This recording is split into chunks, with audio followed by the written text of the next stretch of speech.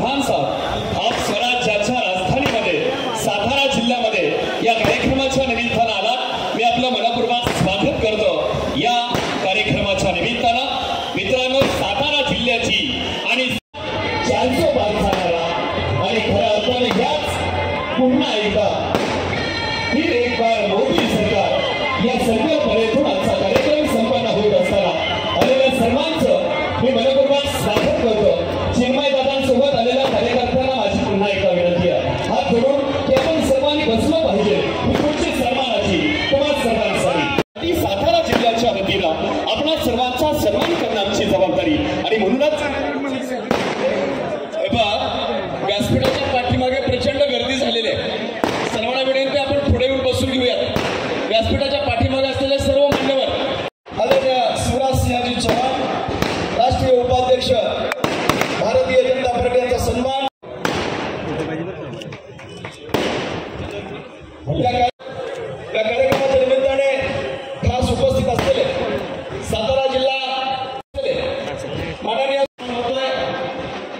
मनीष अनुपजी सूर्यवंशी विक्रम बाबा पाटणकर नरेंद्रजी मोदी साहेबांच्या विचारानं पुन्हा एकदा भारतीय जनता पार्टीचा 400 पार होणारा आणि पुन्हा एकदा फिर एक मोदी साहेबांसाठी आणि मी विनंती करतो सातारा जिल्ह्याचे भारतीय जनता पार्टीचे जिल्हाध्यक्ष आदरणीय धैर्यशील दादा कदम यांना आपण संबोधित करावं। आपले जय श्रीराम, जय श्रीराम, जय जय श्रीराम।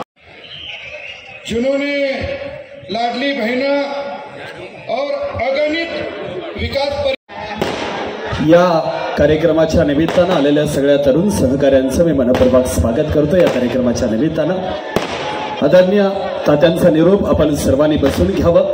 आदरणीय भारतीय जनता पार्टीमध्ये अनेक कार्यकर्त्यांचा प्रवेश होतो, त्यांना माझी विनंती आहे चला आपण पटकन स्टेजवरती या। आदरणीय आजच्या कार्यक्रमाच्या निमित्त दूसरे किसी पार्टी का बनेगा नहीं। ये डिस्ट्रिक्ट हमने देखा है, यहाँ पे बहुत बड़े नेता हमारे यहाँ पे आए जिनको शरद पवार जी को आप जानते हैं। उनका राष्ट्रवादी कांग्रेस पक्ष पार्टी का एक गढ़ था, लेकिन ये गढ़ वर अभी कुछ बचा नहीं है। आपको पता है जैसे राष्ट्रवादी पार्टी की हालत इस राज्य में बनी है, उससे बदतर हालत यहाँ पे राष्ट्रवादी कांग्रेस पार्टी की इस डिस्ट्रिक्ट में है। यहाँ पे भारतीय जनता पार्टी का कार्यकर्ता मोदी जी की सारी योजनाएं लोगों के पास पहुंचा के, हमसे महिलाओं के पास पहुंचा के इस लोकसभा के चुनाव के लिए तैयार है।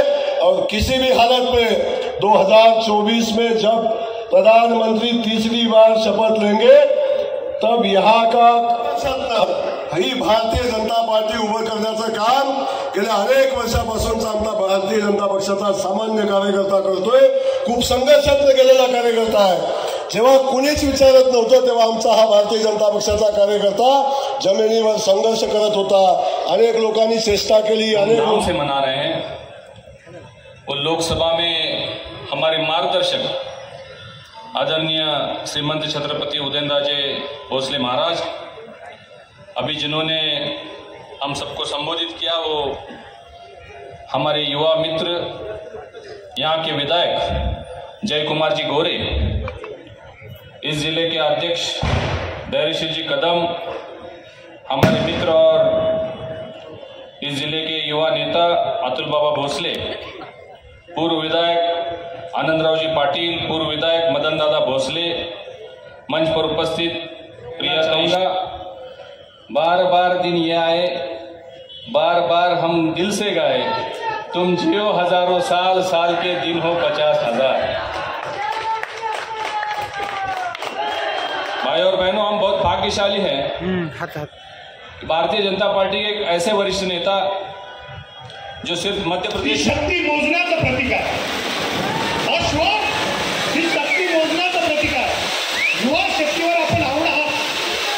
विचाराची, विकासाची आणि विश्वासाची तलवार आपल्या हातामध्ये आहे। महाराज आपण युवा शक्तीवर आवड आहात। विचाराची, विकासाची आणि विश्वासाची तलवार आपल्या हातामध्ये आहे। पण ढाल मात्र पाठीवरच ठेवा, कारण समोरून वार करण्याची बाब संपलेली आहे। म्हणून महाराज साहेब ढाल पाठीवर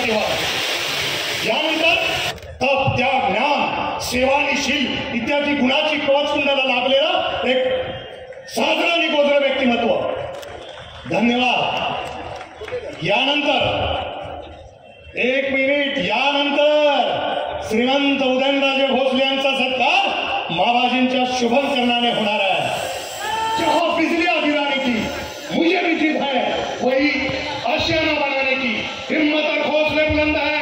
खड़ा हूं मैं, गिरा नहीं हूं, जंग मेरी बाकी है और मैं हरा भी नहीं हूं, मैं हरा भी नहीं हूं, मैं हरा भी नहीं हूं।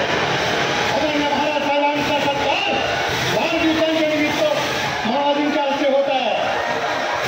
जे जे हवं ते तुम्हाला मिळो महाराज साहेब, जे जे हवं ते तुम्हाला मिळो। भाग्यवंत या शब्दाचा अर्थ तुम्हाला पाहिल्यावर साऱ्या महाराष्ट्राला कळो, साऱ्या देशाला कळो, साऱ्या महाराष्ट्राला कळो। एकच मिनिट महाराजांना बोलवतो। दादा ऐका, शोभरांच्या कल्पामध्ये सिंहाचा स्वर होणार, कोणा मराठीत सांगायला लागेल। शोभरांच्या कल्पामध्ये सिंहाचा स्वर होणारा, सर्पाच्या प्रदेशामध्ये गरुडाचं घर होणारा, रखरखत्या उन्हात ढासळणारा मुसळधार पाऊस होणारा आणि जगाच्या व्यवहारामध्ये माणसाला माणूस म्हणून भेटणारा माझा राजा, हा माझा राजा तुमच्या माझ्या सामान्यासाठी एक माणूस म्हणून, एक तुमचा मित्र म्हणून मी निमंत्रित करतो श्रीमंत छत्रपती उदयनराजे भोसले यांना। संवाद याचा अर्थ गीता, श्री कृष्ण आणि अर्जुन का संवाद रणांगण पे हुआ था। महाराज आपको मैं निमंत्रित करता हूँ, अपने शुभवाणी से प्रबोधन कीजिए। आपल्यासारख्या राजांच्या वतीने छत्रपती शिवाजी महाराजांना विनम्र अभिवादन करतो। शिवराजी चव्हाणांच्या बाबतीत काय बोललं पाहिजे त्याचा भाग नाही। त्याची लोकप्रियता एवढी आहे कि मगाशी मैं उनसे पूछ रहा था कि पहली बार जब आप चुनाव जीते तो आपकी उम्र कितनी थी? तो उन्होंने बताया मुझे, उन्होंने कहा मेरी उम्र 28 थी। और फिर मैंने उनसे दूसरा प्रश्न पूछा, आप अब तक आप कितने चुनाव जीते? तो उन्होंने कहा 11। मैं चुपचाप हो गया। मैं सोच रहा था कि 11 मल्टीप्लाई गुणिले 5 मतलब 55 साल। तो मैं सोच रहा था कि उसमें 2-3 साल ज़्यादा है तो हमारी सबकी उम्र है। और आज इस व्यासपीठ पर उपस्थित मध्य प्रदेश के पूर्व मुख्यमंत्री आदरणीय शिवराजी चौहान साहब, हमारे मित्र खासदार धनंजय माडिक, आमदार जयकुमार जी गोरे, माजी आमदार मदन दादा, भावी आमदार अतुल भोसले, सौ प्रियताई शिंदे, माजी आमदार आनंदराव पाटील, माझे मित्र मनोज घोरपडे, रामकृष्ण वेताळ, सुरभीताई चव्हाण, भरतजी पाटील, अविनाश कदम, भरतजी मुळे, धनंजय पाटील, तुमचे मित्र विक्रमबाबा पाटणकर, भीमराव काका, चिन्मय कुलकर्णी, सुनील काटकर, सुवर्णाताई,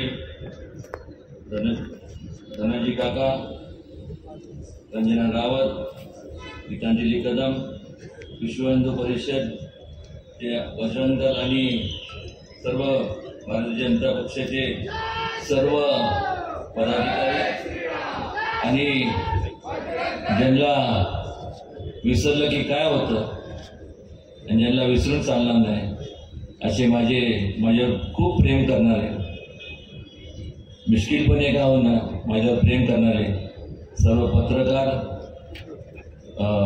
इलेक्ट्रॉनिक मीडिया आणि आपण सर्व लोकशाहीतले राजे, जे संपूर्ण जगामध्ये जे लोकांनी केलं ते छत्रपती शिवाजी महाराजांनी कधी केलं नाही। म्हणजे छत्रपती शिवाजी महाराजांनी केलं ते जगात कोणालाही जमलं नाही. एकमेव असा एक राजा होऊन गेला, मनाचा दिलदारपणा, पुरोगामी विचार, पराक्रम, जेवढ्या उपमा आपण देऊ त्यांना तेवढ्या कमीच आहे. पण सर्वात महत्वाचं म्हणजे लोकांचा सहभाग हा राज्य कारभारामध्ये असावा अशी संकल्पना त्या काळामध्ये महाराजांनी मांडली. आणि त्यामुळं आज जे आपण लोकशाही म्हणतो, ज्याला इंग्लिशमध्ये आपण डेमोक्रेसी म्हणतो, हा ढाचा लोकशाहीचा त्यावेळेस त्यांनी तयार केला होता. आणि त्यामुळं संपूर्ण त्या देशातले काय, संपूर्ण परदेशातले सुद्धा त्यांच्या लोक त्यांच्याकडून नतमस्तक होतात. देव तर आपण कधी बघितला नाही, पण देवाच्या रूपाने निश्चितपणे मला सांगावंसं वाटतं की महाराजांसारखं रूप आपण आपल्या संपूर्ण आपण बघितलं जरी नसलं तरी आपल्या पूर्वजांनी सगळ्यांनी पाहिलंय. महात्मा गांधीजींनी त्या काळात एक विचार दिला होता.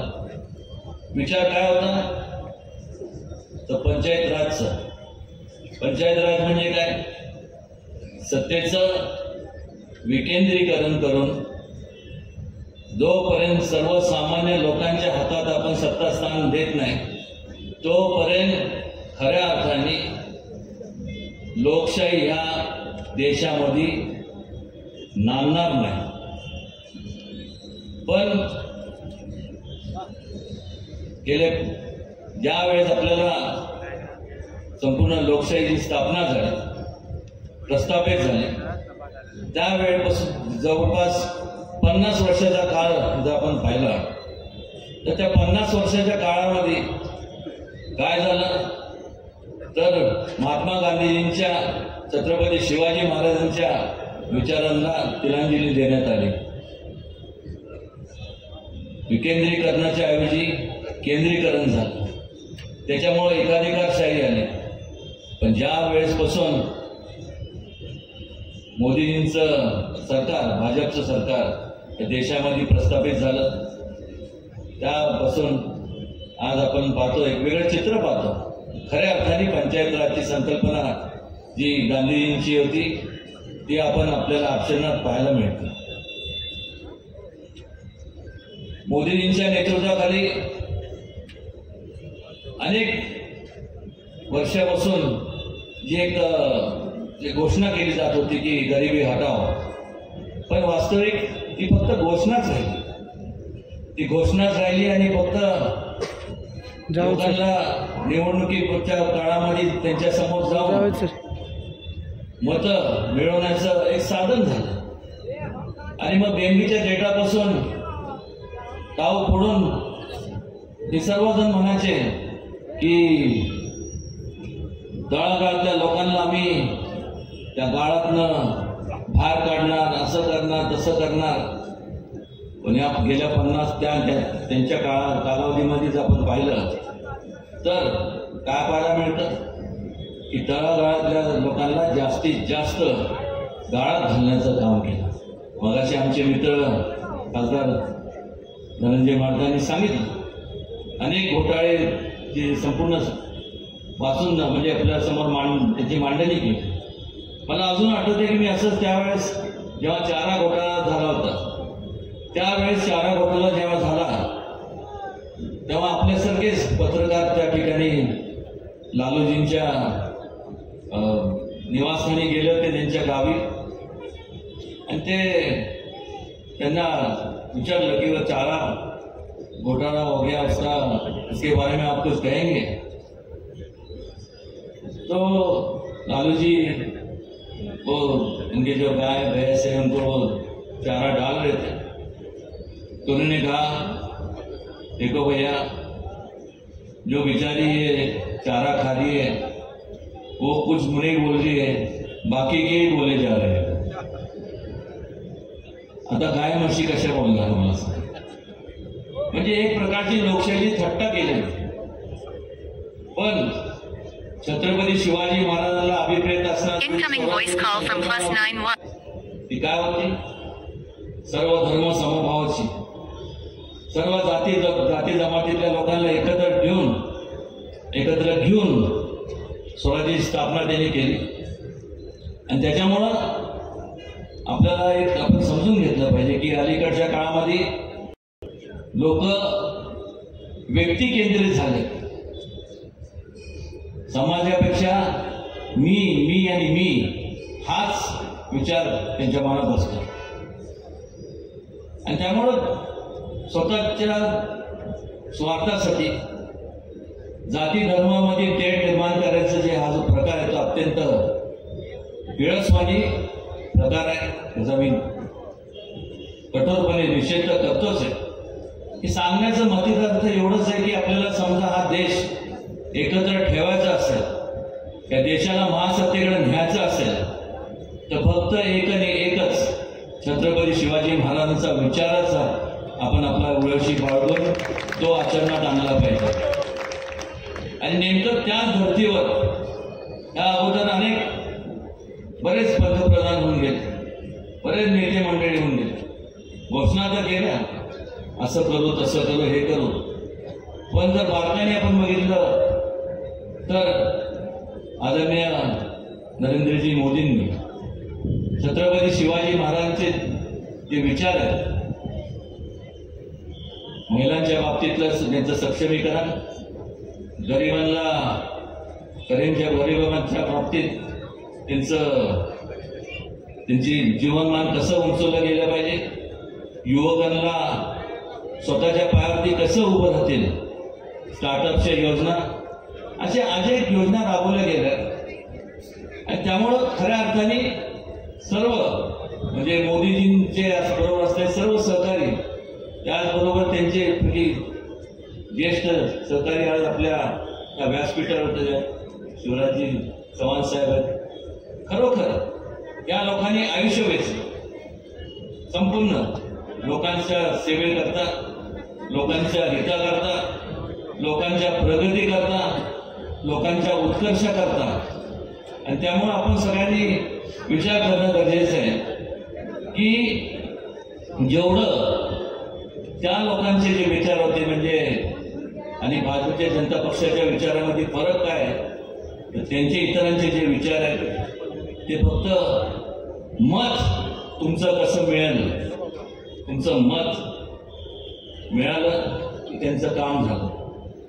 पण भारतीय जनता पक्षाचा जर बारकाईने विचार केला तर तुमचं मत म्हणजे पहिलं तुमचं वैचारिक मत हे आमच्या सगळ्यांच्या दृष्टिकोनातनं लाख मोलाचं आहे.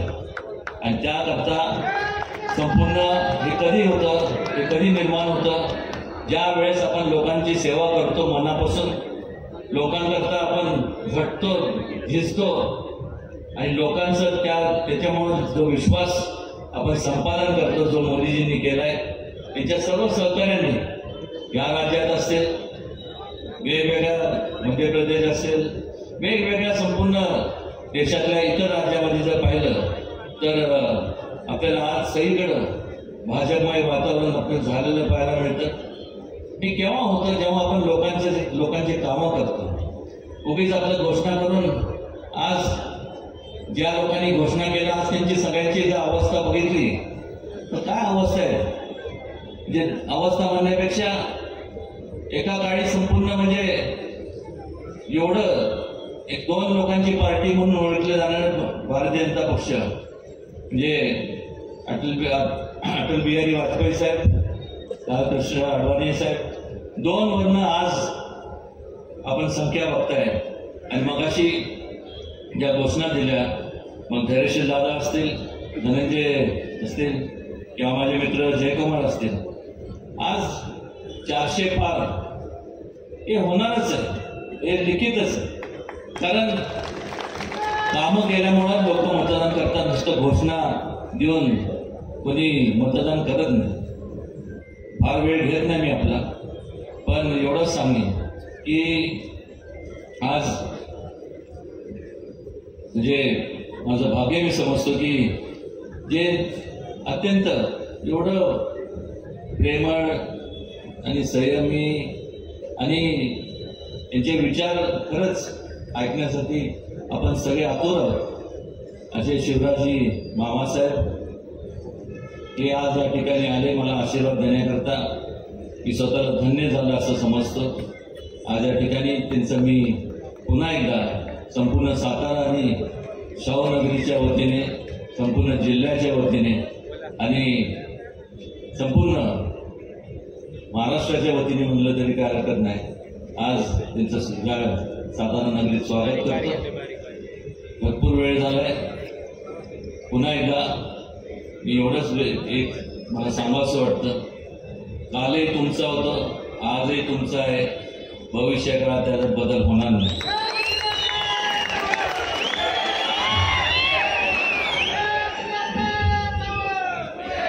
और एक चीज बताना चाहता हूँ आपको शिवाजी मामा साहब कि ये सातारा जिले में से सबसे पहले अगर कोई बीजेपी का एमएलए चुन के आया होगा तो जो अभी बात कर रहा है वही था.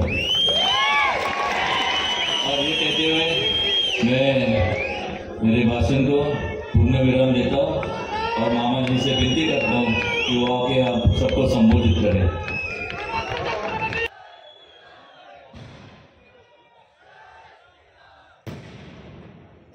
बोलिए भारत माता की, भारत माता की, श्रीमंत छत्रपति शिवाजी महाराज की, सतारा की जनता की, सभा में आई बहनों भाइयों की और मेरे भांजे और भांजियों की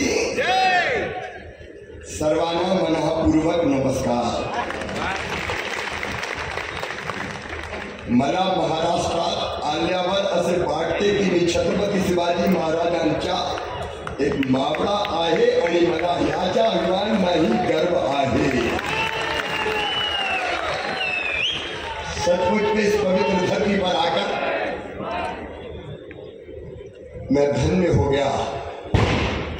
अहोभाग्य है आज आपसे बात करने का मौका मिला है. इस अवसर पर मंच पर उपस्थित वो जिनका आज जन्मदिन है, हमारे लोकप्रिय नेता 13वें वंशज श्रीमंत छत्रपति शिवाजी महाराज के मैं उनको प्रणाम करता हूं. आदरणीय श्रीमान उदयन राजे भोसले जी, उनको जन्मदिन की हार्दिक शुभकामनाएं, बधाइयां. वैसे तो मेरे मित्र कह चुके हैं तुम जियो हजारों साल, साल के दिन हो 50,000. आप यशस्वी हो, आप शतायु हो और यहाँ की जनता की ऐसी सेवा करें कि छत्रपति शिवाजी महाराज के सारे संकल्प पूरे होते चले जाए. और आज मैं ही बधाई नहीं दे रहा, ऐसी सुंदर चांदनी, चार चंद्र की चंचल किरणें, देखिए चंद्रमा में जैसे आशीर्वाद की वर्षा कर रहा है अपनी चांदनी के द्वारा. हमारे मित्र खासदार राज्यसभा के जिनका भाषण हमने सुना, आदरणीय धनंजय जी महादेव, हमारे विधायक साथी, मैं धन्यवाद देता हूँ. मध्य प्रदेश आप चुनाव प्रचार के लिए आए थे. जय कुमार जी, आदरणीय मदन दास भोसले जी, अतुल जी, आदरणीय हमारी बहन प्रियाबाई शिंदे जी, आनंद राव जी, मनोज जी, रामकृष्ण जी, अगर क्षमा करें तो मंच पर बैठे हुए हमारे सभी साथी नेता पदाधिकारीगण और नीचे भी कम महत्वपूर्ण लोग भी बैठे हैं. मेरे प्रिय कार्यकर्ता भाइयों बहनों और यहाँ की जनता जनार्दन को मैं दोनों हाथ जोड़ के प्रणाम करता हूँ, मैं नमस्कार करता हूँ. मित्रों, आज मेरा मन आनंद और प्रसन्नता से भरा हुआ है. छत्रपति शिवाजी महाराज ने जो संकल्प लिया हिंदवी स्वराज की स्थापना की, उस संकल्प को आज कहते हुए गर्व है कि नरेंद्र मोदी जी पूर्णता की तरफ ले जा रहे हैं. आप कल्पना करके देखिए, 500 साल पहले का कलंक था अयोध्या में. भगवान श्री राम विशाल और भव्य मंदिर था। मंदिर तोड़ा था बाबर ने और वहां बाबरी मस्जिद बनाई थी। तब से संघर्ष चल रहा था, तब से संघर्ष चल रहा है। एक ने कई पीढ़ियां खप गई। हम कितने नारे लगाते थे, कितने लोग ये कहते कहते बलिदान हो गए, राम लला हम आएंगे, मंदिर वही बनाएंगे। और तब वो लोग जो भगवान राम को काल्पनिक कहते थे, भगवान राम तो हुए ही नहीं, ये तो काल्पनिक है, वहां मंदिर मत बनाओ, वहां पर टॉयलेट बना दो, ये कहने वाले लोग उस समय हमसे पूछते थे कि तारीख नहीं बताएंगे।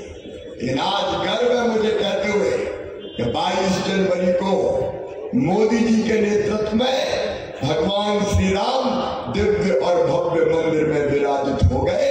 एक महासंकल्प पूरा। क्या कोई सोचता था, क्या कोई सोचता था कि ऐसा पवित्र दिन भी एक दिन आएगा? मेरे मित्रों, कांग्रेस के बाकी लोगों ने कितनी बाधाएं पैदा करने की कोशिश की, एक संकल्प पूरा हुआ। कांग्रेस से मैं पूछना चाहता हूं, ये यात्रा निकाल रहे, कभी न्याय यात्रा, कभी भारत जोड़ो यात्रा, जो भारत को जानते ही नहीं है राहुल बाबा।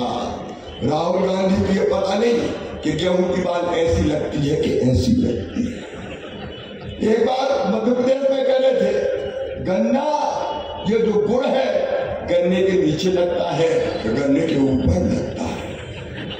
ये इनका ज्ञान है देश के बारे में। ये देश नहीं जानते, देश की संस्कृति नहीं जानते, परंपराएं नहीं जानते, जीवन मूल्य नहीं जानते, यहाँ के महापुरुषों को नहीं जानते।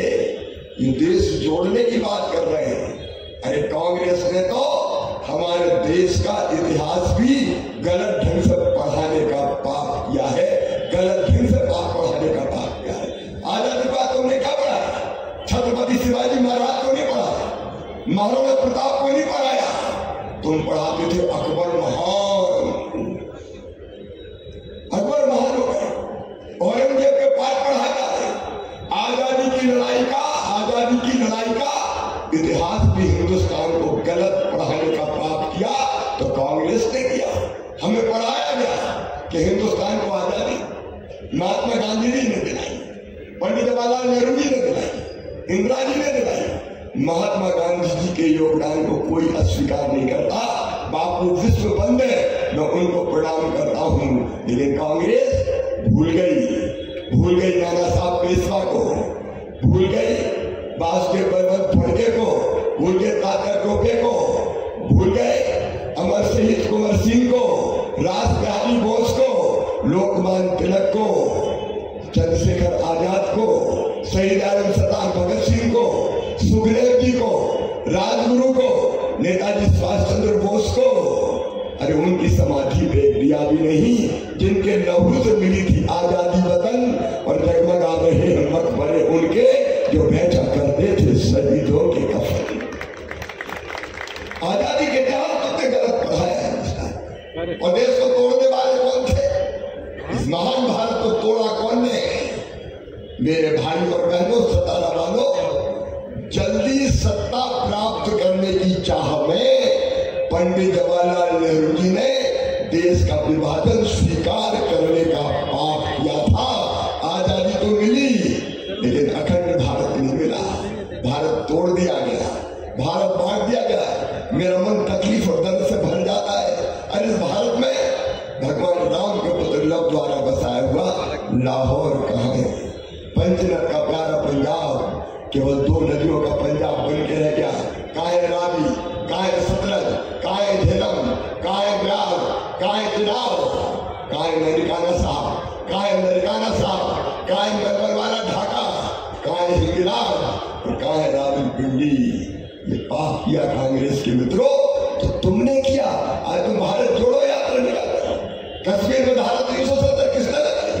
पंडित जवाहरलाल नेहरू जी ने। एक देश में 2 निशान, 2 विधान, 2 प्रधान की व्यवस्था कौन ने की थी? कश्मीर को हमेशा की आसान कौन ने किया था? कांग्रेस ने।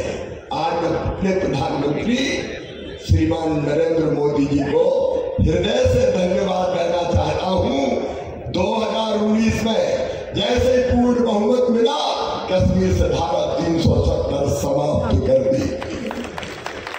कितनी बातें होती थी कश्मीर में। धारा 370 को छेड़ मत देना, आग लग जाएगी, खून की नदियां बह जाएगी। धनंजय जी बैठे पार्लियामेंट में थे उस समय, अमित शाह धारा 370 समाप्त करने का विधेयक लाए, आधा घंटे में धारा 370 समाप्त। अरे खून की नदियां छोड़ दो, एक पत्ता तक नहीं हिला, एक पत्ता तक। और आज कश्मीर भी शांति का टापू बना है। मेरे बहनों और भाइयों, एक वैभवशाली भारत, एक गौरवशाली भारत, एक संपन्न भारत, एक समृद्ध भारत, एक शक्तिशाली भारत और एक विकसित भारत का निर्माण हो रहा है तो नरेंद्र मोदी जी के नेतृत्व में हो रहा है। कांग्रेस कौन सी बात करते हैं?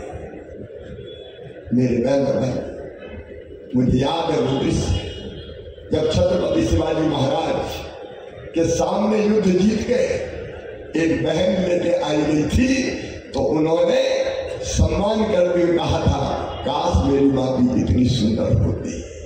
उस बात को अगर आगे बढ़ाने का काम किया है। माँ बहन और बेटियों का सम्मान कांग्रेस ने नहीं किया, भारतीय जनता पार्टी की सरकार ने किया है। मध्य प्रदेश जैसे राज्य में मेरी बहनें बैठी है, हमने सबसे पहले तय किया कि कोई अगर बहन और विशेषकर बेटियों के साथ गलत हरकत करने की कोशिश करेगा तो सीधा फांसी के फंदे पर चढ़ा दिया जाएगा, फांसी की सजा का प्रावधान है।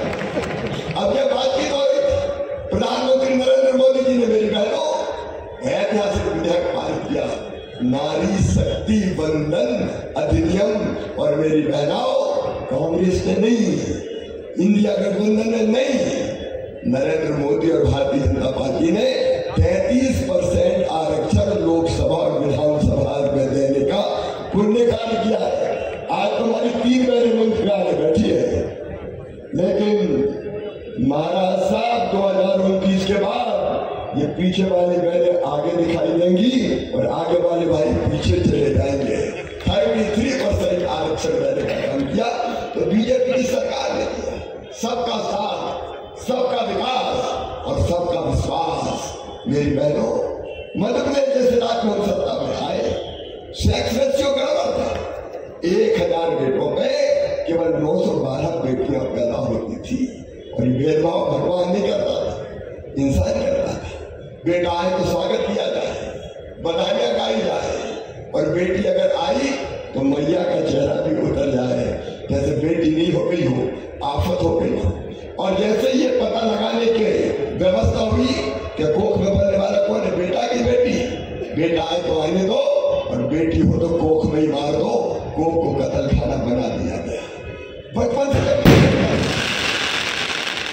जब मैं देखता था तो आत्मा रोती थी, मन को तकलीफ होती थी, हे भगवान ये भेदभाव क्यों?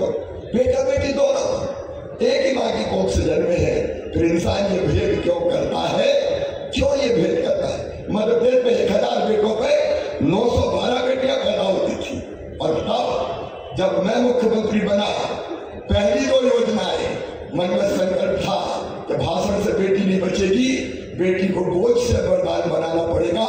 और इसलिए हमने तय किया कि मध्य प्रदेश की धरती पर अगर बेटी पैदा होगी तो वो लखपति ही पैदा होगी। किसी माँ की कोख से जन्म ले बेटी लखपति होगी। और जब मैंने अफसरों को बुला के कहा कि बेटी को लखपति बनाना है तो कह लगे इम्पॉसिबल सर, ये नहीं हो सकता।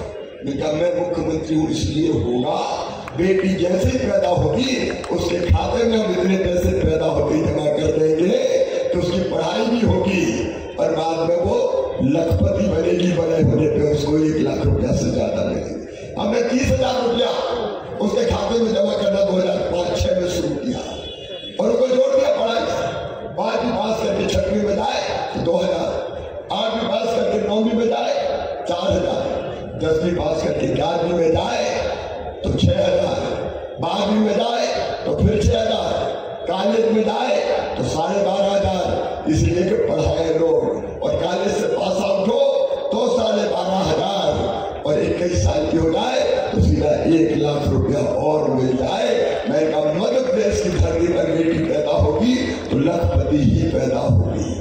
और मेरी बहनों, इस योजना का परिणाम था कि पहले 1000 बेटों पे 912 बेटियां पैदा होती थी, अब 1000 बेटों पे 976 बेटियां मध्य प्रदेश में पैदा हो रही है। और तब तक हम नहीं बैठेंगे जब तक बेटा और बेटी बराबर ना हो पाए। एक ही भारतीय जनता पार्टी की सरकार मध्य प्रदेश जैसे राज्य में हमने तय किया कि 50% रिजर्वेशन बहनों को स्थानीय निकाय के चुनाव में देंगे। महाराष्ट्र में तो काफी प्रगतिशील है, मध्य प्रदेश में तो घूंघट मार के बहनें बैठती थी घर में, निकलने नहीं देते थे बाहर। चुनाव कौन लड़ेंगे? साहब लड़ेंगे। बहन क्या करेगी? रोटी बनाएगी 100 लोगों की, 200 लोगों की।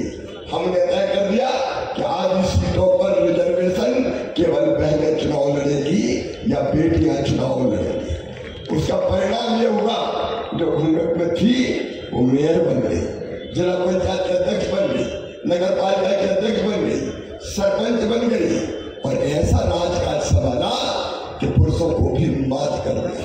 मैं मध्य प्रदेश में देखता, किसी पुलिस थाने में अगर महिला रिपोर्ट दिखाने जाए तो महिला पुलिसकर्मी थी ही नहीं, और किसी पुलिस के सामने अगर अन्याय हो तो बहन अपनी बात कह सकती थी।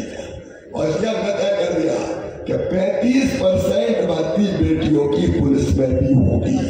लोगों ने विरोध किया, पुलिस वालों ने गड़बड़ हो जाएगी, ये बेटे अपराधियों का मुकाबला कैसे करें?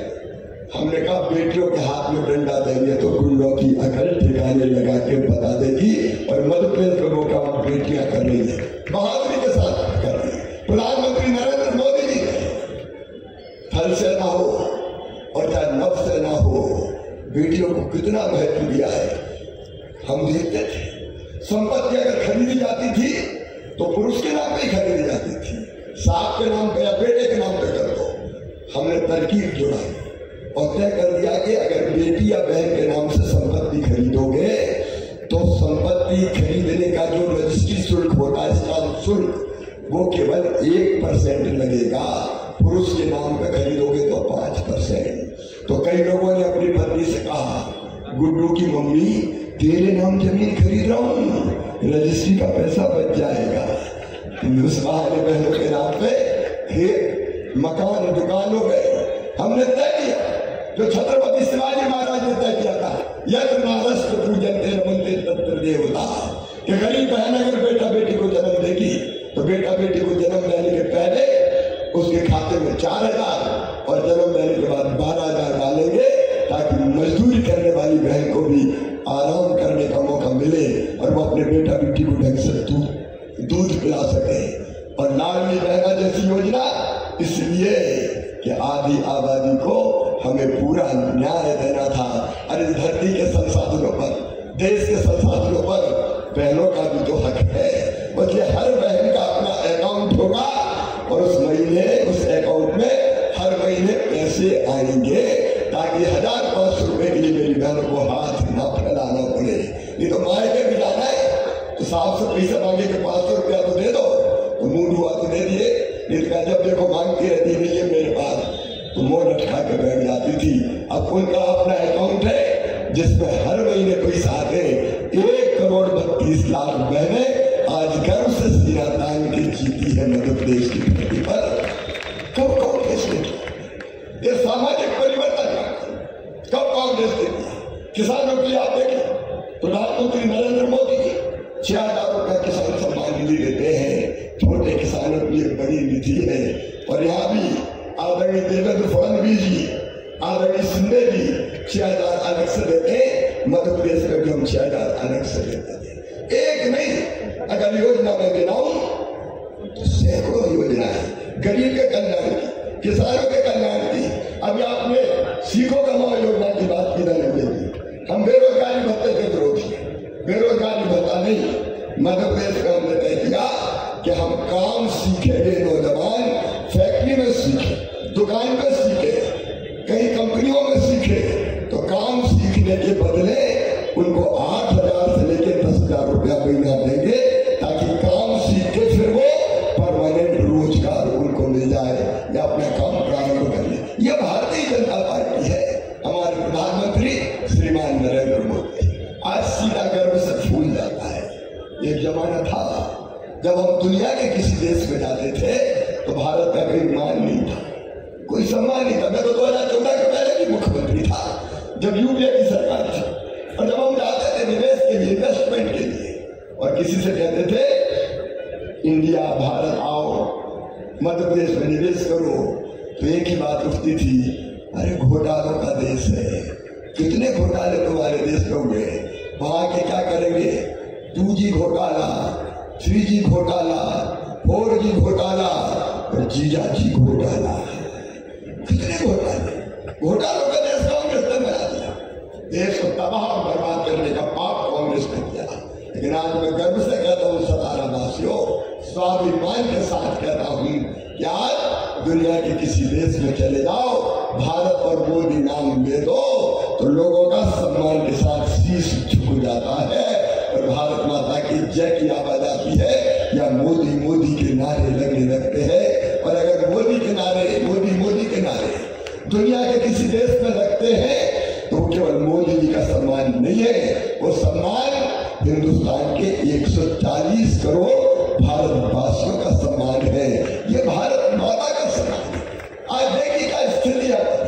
एक जमाना था जब पीढ़ी से देश में डरा देते, पाकिस्तान जब देखो वही बता रहता था, चीन अकड़ता रहता था। मोदी जी ने कह दिया, देखो भाई हम अपनी तरफ से किसी को छेड़ेंगे नहीं, लेकिन किसी ने अगर हमें छेड़ा तो उसे हम छोड़ेंगे नहीं। और जिस सर्जिकल स्ट्राइक से आतंकवादियों के खात्मे तक का काम किया तो प्रधानमंत्री श्रीमान नरेंद्र मोदी जी ने किया। और आज मैं दावे के साथ कहता हूँ, दावे के साथ, मोदी जी के तीसरे टर्म में आतंकवाद और नक्सलवाद का अता पता नहीं चलेगा, अता पता नहीं चलेगा। दृढ़ संकल्प शक्ति के धनी नरेंद्र मोदी।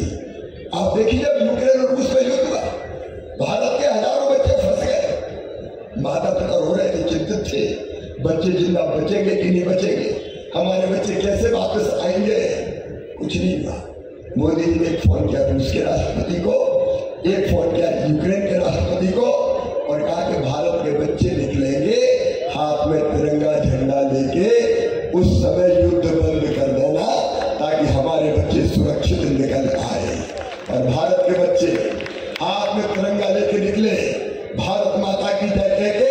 रूस ने भी युद्ध बंद कर दिया और अमेरिका ने भी युद्ध बंद कर दिया, और भारत के बच्चे भारत माता की जय कह के सुरक्षित बाहर आ गए। ये है आज का भारत। अगर चीन अकड़ा और भारत की सरजमी पे कदम रखने की कोशिश की तो चीनी सैनिकों की गर्दन तोड़ के वापस चीन की सीमा में हमारे सैनिकों ने फेंक दिया। ये है आज का भारत। ये आज का भारत कि एक तरफ रूस हो, दूसरी तरफ अमेरिका हो, दोनों बराबर की दोस्ती चाहते हैं। बिना मोदी के दुनिया चल नहीं सकती। और आज मैं कह रहा हूं, इजराइल से कह रहा हूं, सतारा की इस पवित्र धरती से ये उद्घोषित कर रहा हूं, नरेंद्र मोदी जी के नेतृत्व में भारत विश्व गुरु बनेगा और दुनिया का नेतृत्व करेगा। ये होगा, कोई रोक नहीं सकता। और ये स्वामी विवेकानंद ने कहा, याद करो 100 साल पहले, 100 साल से ज्यादा हो गए, तब उन्होंने कहा था सुदीर्घ रजनी समाप्त हुई जानी पड़ती है, महानिशा का अंत निकट है। जो अंधे हैं वो देख नहीं सकते, जो बहरे हैं वो सुन नहीं सकते, लेकिन मैं स्पष्ट रूप से देख रहा हूं कि भारत माता एक बार फिर अंगड़ाई लेके खड़ी हो रही है और विश्व गुरु के सिंहासन पर आसीन हो रही है। हमारा भारत विश्व गुरु के पद पर आसीन होगा और भौतिकता की अग्नि में दग्ध विश्व मानवता को शाश्वत शांति के पद का दिग्दर्शन अपना देश कराएगा। बहनों और भाइयों, इसलिए नरेंद्र मोदी इसलिए नहीं कि हम कुछ लोग सत्ता के स्वर्ण सिंहासन पर बैठ जाए। नरेंद्र मोदी इसलिए कि भारत के माध्यम से विश्व मानवता का कल्याण हो जाए, ये बड़ा लक्ष्य है। और मैं तो कहता हूँ ईश्वर की इच्छा है, ये परमात्मा की इच्छा है, ये प्रभु की इच्छा है। भगवान श्री कृष्ण ने गीता में कहा था, यदा यदा हि धर्मस्य ग्लानिर्भवति भारत अभ्युत्थानं धर्मस्य तदात्मानं सृजाम्यहम् परित्राणाय साधूनां विनाशाय च दुष्कृतां धर्म संस्थापनार्थं युगे युगे। उन्होंने कहा था जब जब धर्म की हानि होगी, अधर्म बढ़ेगा, पाप बढ़ेगा, अनाचार बढ़ेगा, तब तब धर्म की रक्षा के लिए, अधर्म के नाश के लिए, दुष्टों के विनाश के लिए और सज्जनों के उद्धार के लिए मैं बार बार आऊंगा, मैं बार बार आऊंगा। नरेंद्र मोदी देवदूत है, युग दृष्टा है, युग पुरुष है और इसलिए शायद नरेंद्र मोदी को ईश्वर ने यह अवसर दिया है कि वो भारत को उस स्थान पर ले जाए।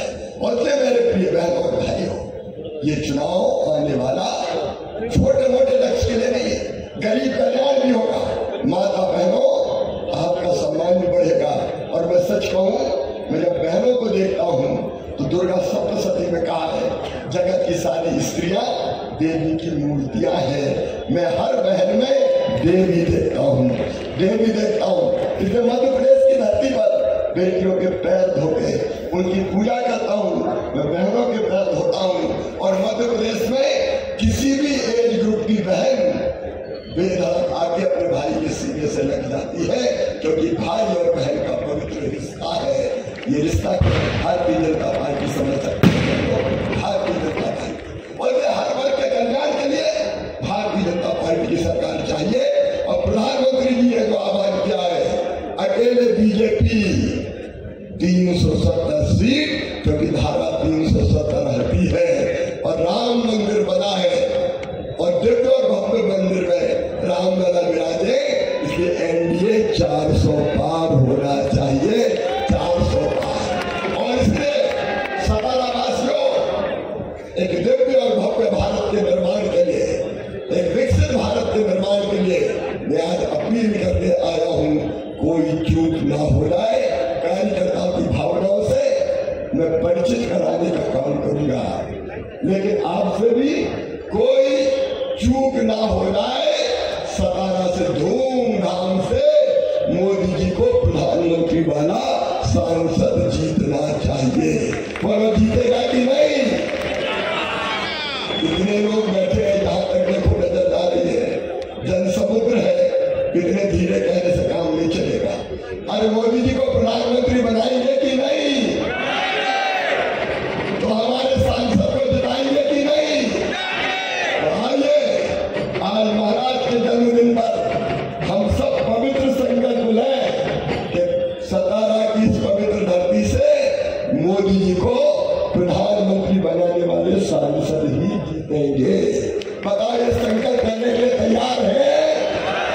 तो आओ हम महाराज के जन्मदिन पर केक काटे और खुशियां मनाए। उससे पहले एक बार अपने स्थान पर खड़े होकर संकल्प लें कि हम मोदी जी को प्रधानमंत्री बनाने वाले भाजपा के सांसद को ही विजयी बनाएंगे। उठाइए